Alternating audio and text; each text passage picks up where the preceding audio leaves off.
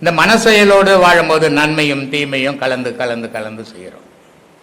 இப்போ ஒருத்தர் வேலைக்கு போகிறான், ஒரு 1000 ரூபாய் சம்பளம். 1000 ரூபாய் சம்பளத்துக்கு ஏற்ற வேலையை அவன் செய்யணும். ஆனால் அவன் செய்யறதில்லை. அவன் செய்யறது 200 ரூபாய் வேலை செய்யிட்டு 1000 ரூபாய் கூலி வாங்குறான். இப்போ அவன் தானே அது. அதே நேரத்தில் ஒருத்தர் 500 ரூபாய் கூலி வாங்குறான், 2000 ரூபாய்க்கு வேலை செய்கிறவனும் உண்டு. அப்போது இந்த நன்மையும் தீமையும் கலந்த உலகம் இது. நன்மையும் தீமையும் கலந்து தான் நம்ம செய்து நிற்கிறோம்.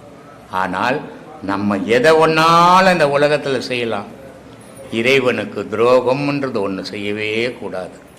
அதை செய்தோம்னா எத்தனை பிறப்பெடுத்தாலும் நமக்கு மோட்சமே கிடையாது. அதனால் இந்த உலக விஷயத்தோடு போகிறது, உலகத்தோடு செய்கிறதெல்லாம் உலகத்தோடு போகட்டும்.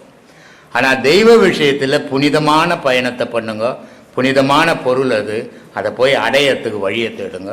அதனால தான் அங்கே சொல்கிறாரு, இப்படி வாழ்ந்தீங்கன்னா நீங்கள் நல்லா இருக்கலாம்.